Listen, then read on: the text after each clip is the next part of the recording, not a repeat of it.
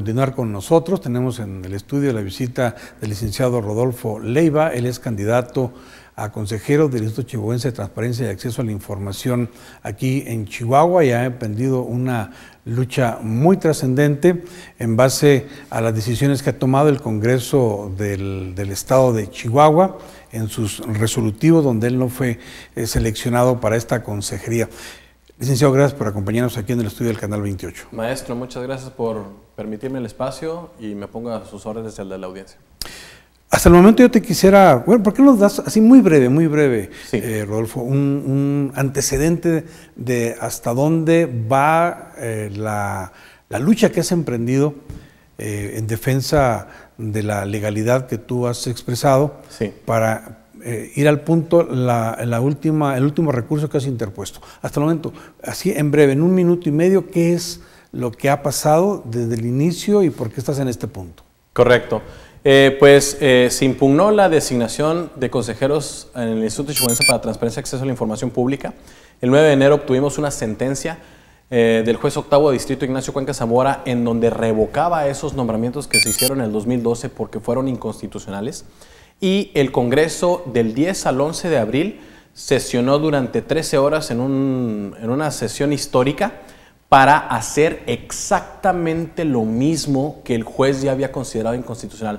Designaron otra vez a las mismas personas en idénticas posiciones, ignorando por completo la sentencia del juez, incurriendo a su vez en un delito por violación, de nuevo a la Constitución y a la sentencia. ¿Por qué no debieron de haber designado por primera ocasión a estas consejeras? Primero que nada, porque no cumplieron con los documentos establecidos en la ley y en la convocatoria para acreditar que habían cumplido con los requisitos legales. Por ejemplo, al no cumplir con los requisitos ya no eran legibles para haber participado. Así es, porque como en todo concurso hay reglas y hay que apegarse a esas reglas para que el concurso sea justo para todos. Y ellas no cumplieron con Por ejemplo, María Nancy Martínez Ajá. Cuevas ni siquiera firmó su solicitud de participación. Es decir, jamás se inscribió formalmente y aún así fue designada.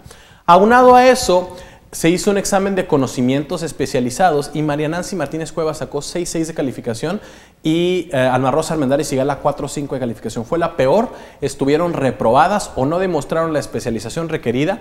En cambio, yo sí cumplí con todos los documentos. Demostré mi superioridad en conocimientos porque tuve 9.1 de calificación y fui el primer lugar por segunda ocasión consecutiva.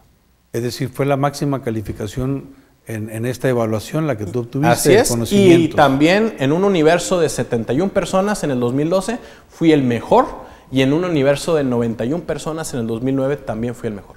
Y quedó acreditado legalmente que Totalmente. no cumplieron con los requisitos, porque bueno, si ponen requisitos para una convocatoria y no se cumplen, quedó debidamente acreditado. Precisamente esas fueron las razones por las que el juez impulsaron al juez a anular la sentencia. Sin embargo, pues vemos que César Horacio Duarte Jaques está encaprichado en poner a las dos personas más ineptas en un puesto en el que se debe servir a los ciudadanos para controlar la labor de los esa es una suposición que tú haces, porque finalmente el universo de la formalidad, los que deciden son los señores diputados. No es una suposición, maestro, lo digo con mucho respeto y con mucha seriedad.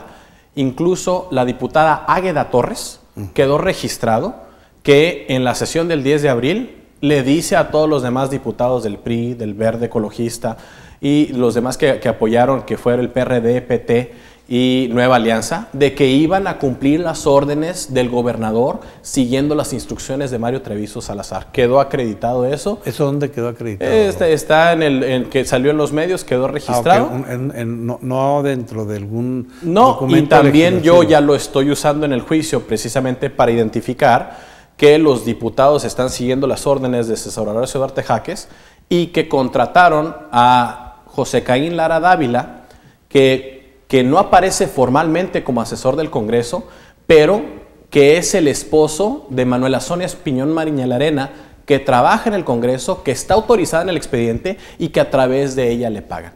Entonces, el miércoles pasado, maestro, he denunciado al Congreso ante el juez octavo de distrito y he puntualizado que desacataron su sentencia, que se están burlando de la sentencia. Vamos por partes, Rodolfo. ¿Qué fue lo que les dijo el juez a los diputados?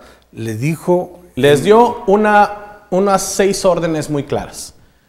Primera orden, los nombramientos que hicieron el 29 de noviembre del 2012 son nulos y los deben dejar sin efectos. 7 nombramientos, 2 de titulares y 5 suplentes. Está hablando del acto final del nombramiento en sí mismo. Correcto, maestro. Ajá. Segundo punto, les ordenó que hicieran una nueva decisión basándose exclusivamente en los elementos que tenían documentados en el expediente en noviembre de 2012. O sea, así lo dice textualmente. Sí, señor.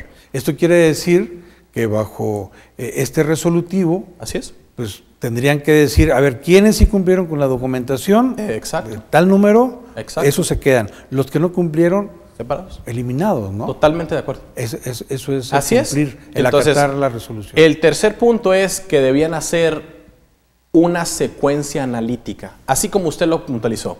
¿Quién entregó la documentación completa, a tiempo, en la forma exigida como documentos públicos y no como simples copias xerográficas y sin ayuda ilícita del gobierno? Estas personas sí y estas personas no.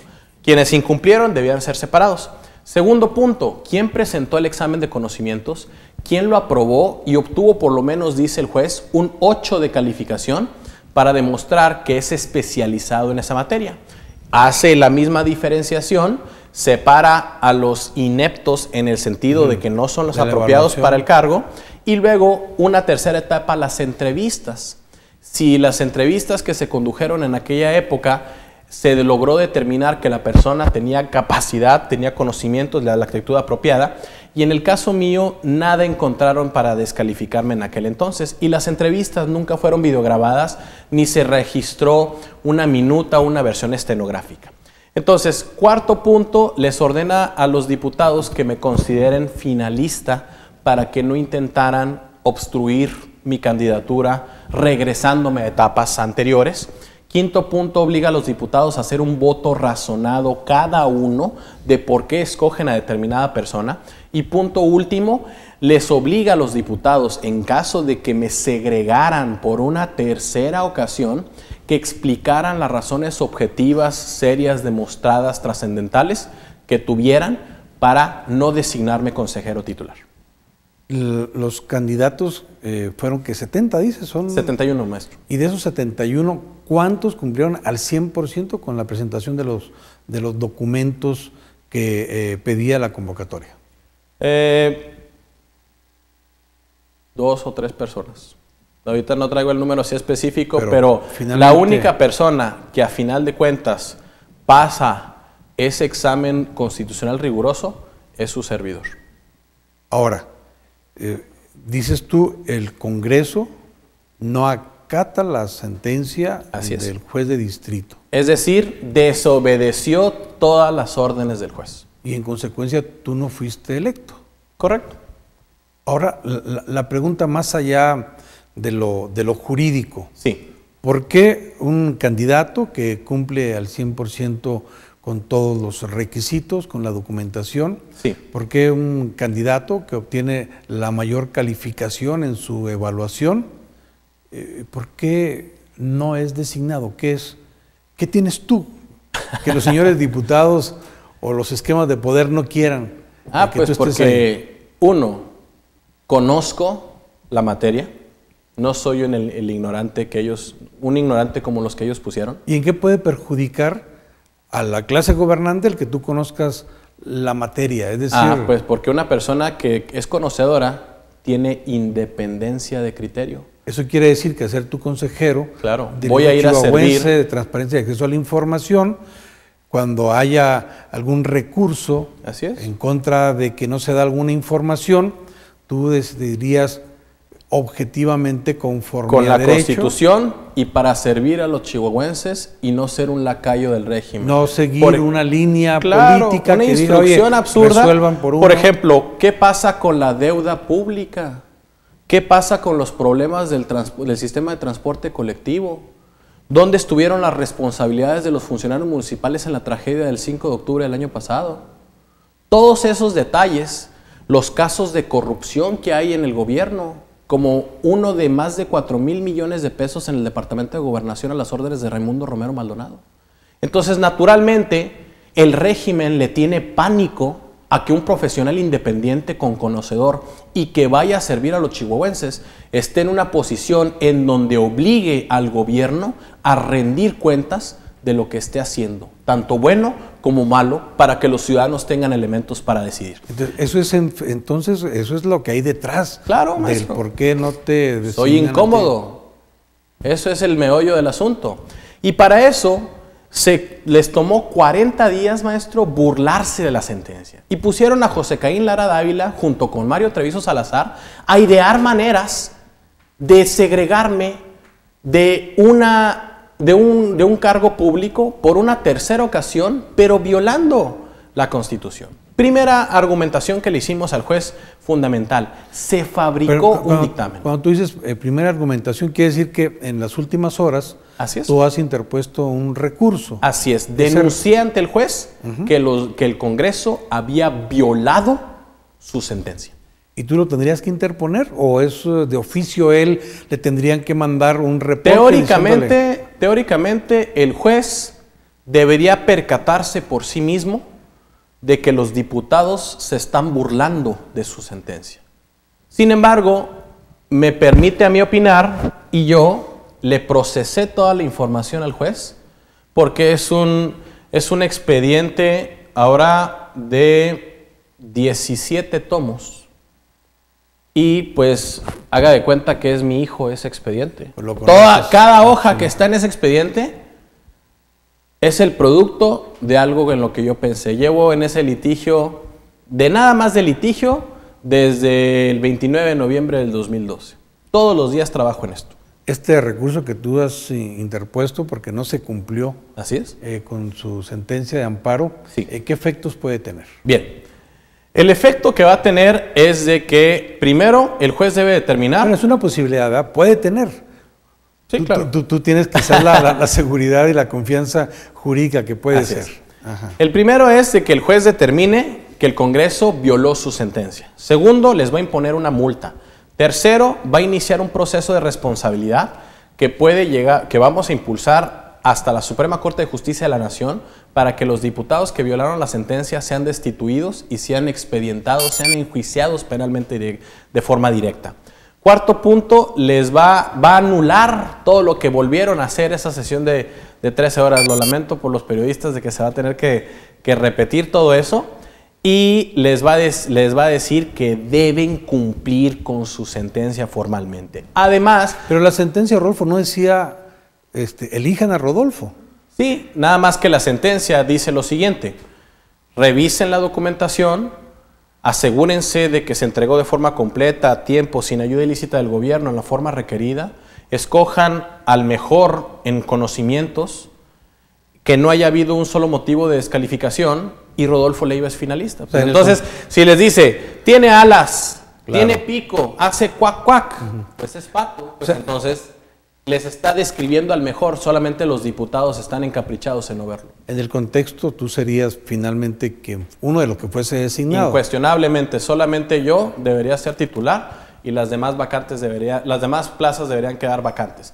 Y me baso en esta denuncia que le planteé al juez en 3 principales argumentos. Los demás son muy detallados.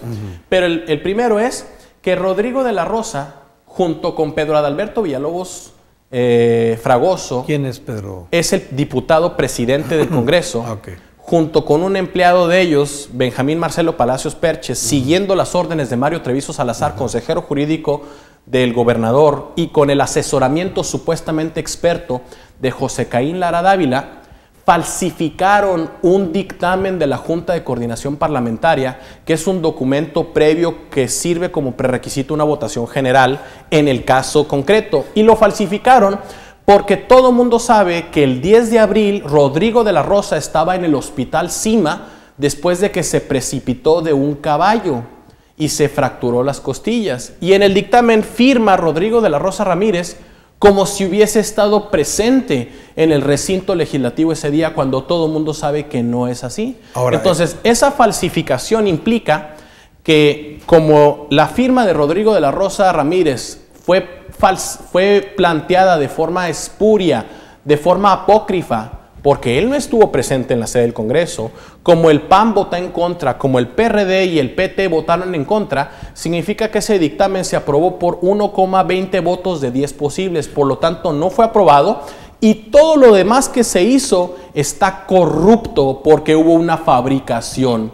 Lo que debió haber hecho Rodrigo de la Rosa Ramírez, pero no pudo superar sus inseguridades, debió haber mandado a la subcoordinadora Laura Enriqueta Domínguez Esquivel para que votara en su lugar. Y entonces no estaremos discutiendo si el dictamen fue apócrifo o no. Ya estaremos discutiendo las violaciones específicas.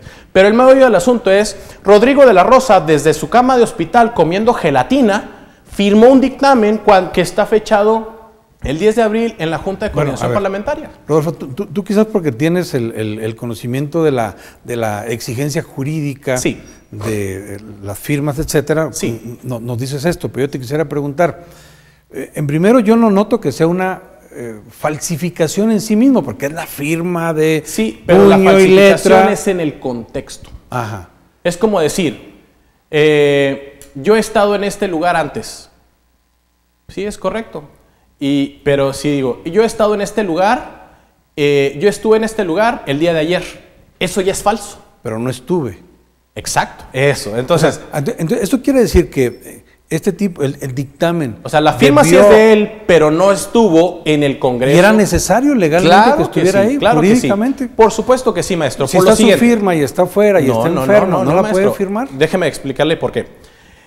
El Congreso está integrado por delegados ciudadanos para que se reúnan y parlamenten y discutan cuestiones tan trascendentales, no como el vehículo que les van a regalar, sino la deuda pública, los problemas de transporte, los problemas de corrupción. Los diputados deben tener garantías para poder discutir libremente y por eso cuentan con un edificio que es la sede oficial.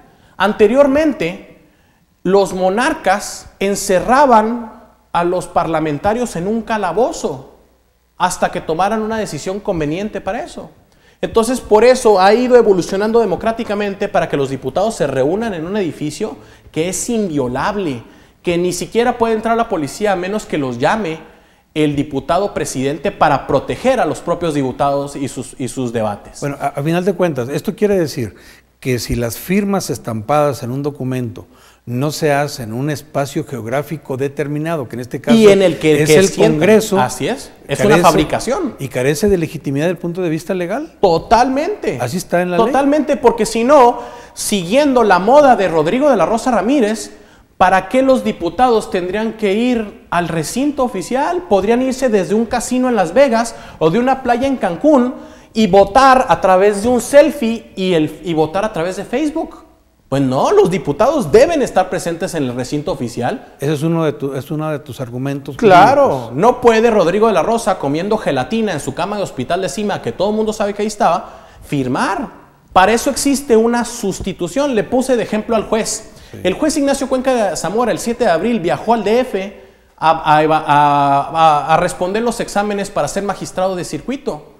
¿Cómo es posible? Imagínese que el juez, estando en el DF, firme las decisiones en Chihuahua, el 7 de abril. Pues sería una falsificación, no puedes estar en dos lugares al mismo tiempo. El juez avisa y hay alguien que sustituye al juez ese día. Claro. Rodrigo de la Rosa tiene una subcoordinadora, claro. Laura Enriqueta Esquivel Domínguez. Rodolfo, ¿hay antecedentes de que un juez o el Poder Judicial Federal sancione a un Congreso del Estado y de qué extremo han llegado las sanciones? El 19 de abril, por no acatar una sentencia. El 19 de abril del 2012 la Suprema Corte ordenó la destitución de Gerardo Zambrano Macías, diputado presidente del Congreso de Jalisco, por desacatar una orden de suspensión definitiva y ordenó que fuera enjuiciado por ese desacato. Sí hay un precedente. Es el precedente que hay, el antecedente. Así es, y además hay nuevos mecanismos legales con una ley de amparo reciente que nos posibilitan esos escenarios. Ahora, segundo punto principal.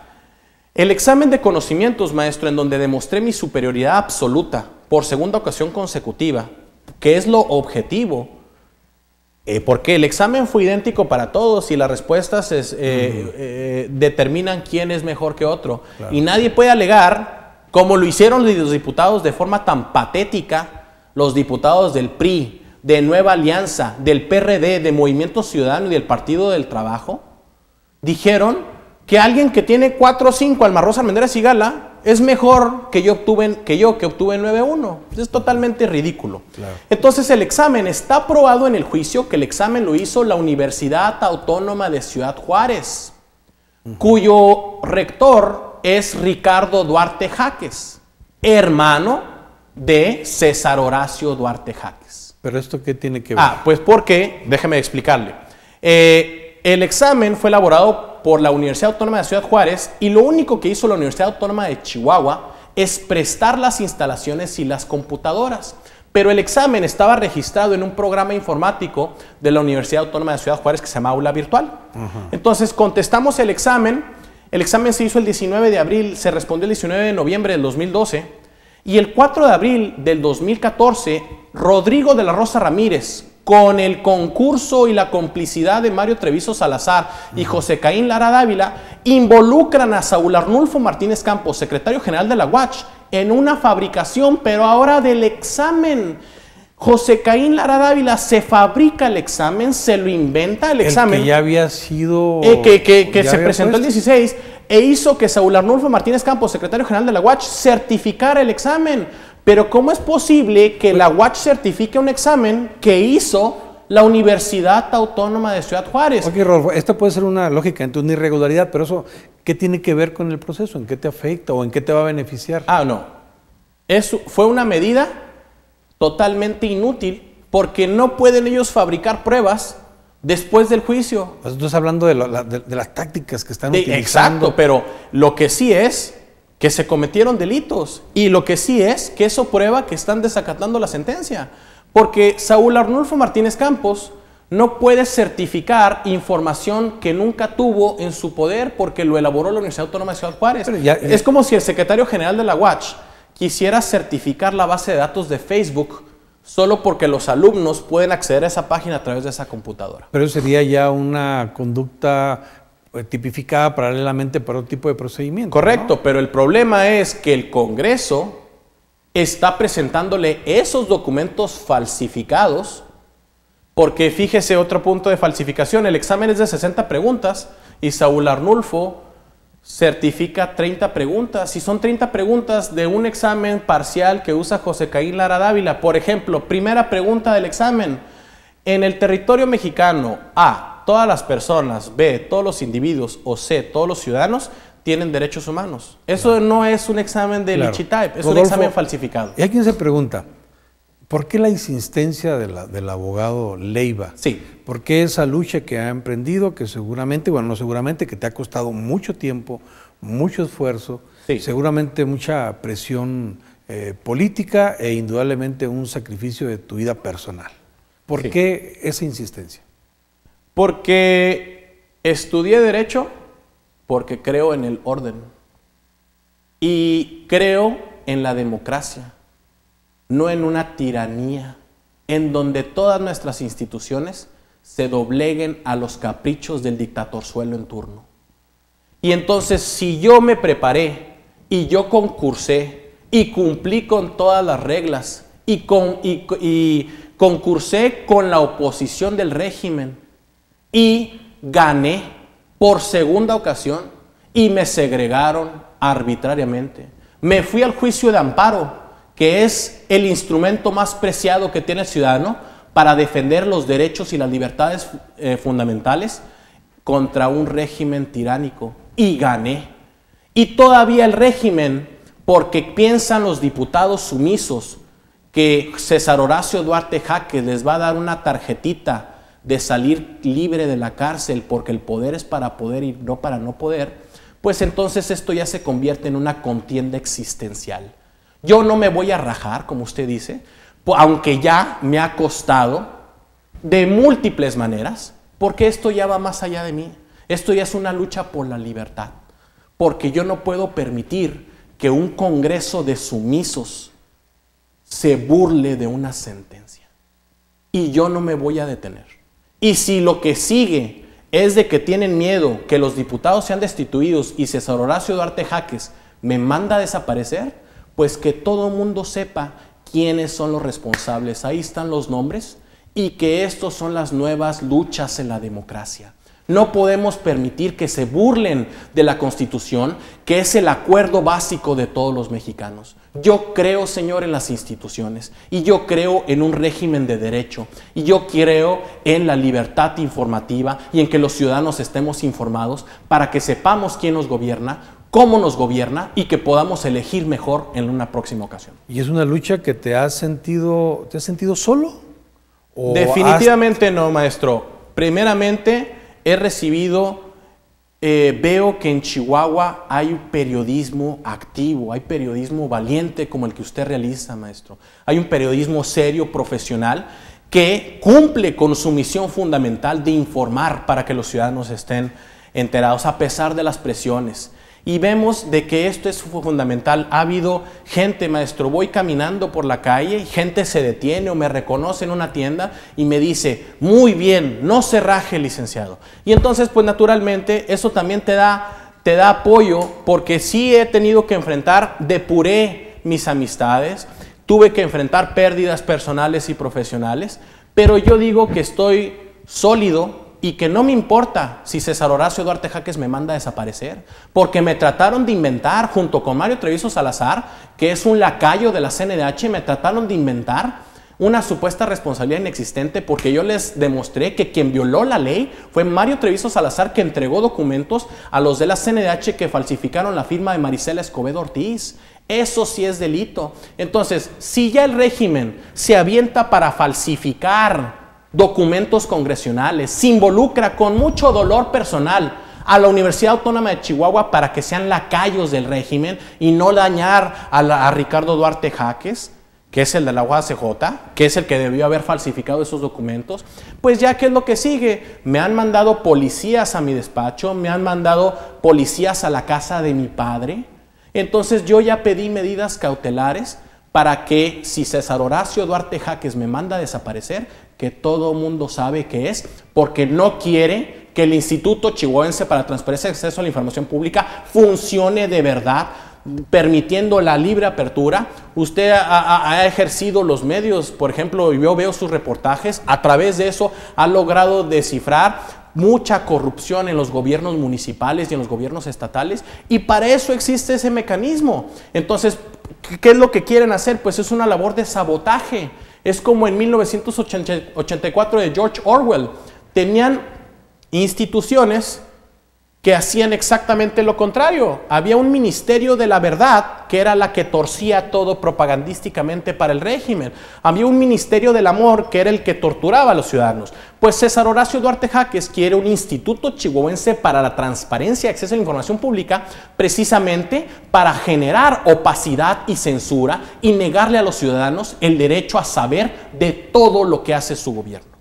Rodolfo, yo te agradezco mucho que nos hayas acompañado, que hayas compartido con nosotros esta lucha que has emprendido de tiempo atrás y que hemos sido testigo de ella. Ya sabes que estamos abiertos aquí en el canal 28 para cualquier otra información que tú quieras compartir con el auditorio de ABC Noticias. Gracias, maestro. Estoy a sus órdenes y estoy a la orden de toda la ciudadanía para que haya transparencia y conozcan realmente las ocurrencias de César Horacio Duarte Jaques, de Mario Treviso Salazar, de Rodrigo de la Rosa Ramírez y de José Caín Lara Dávila.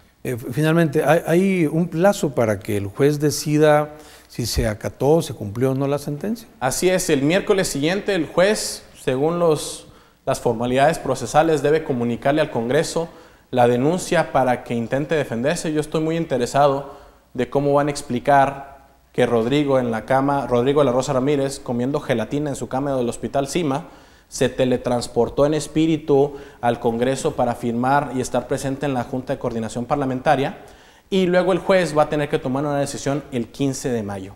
Entonces Ignacio Cuenca Zamora tiene una decisión histórica. Ese juez va a pasar a la historia como el que le enseñó a los diputados que esa frase autoritaria de que el poder es para poder está subordinada a la Constitución.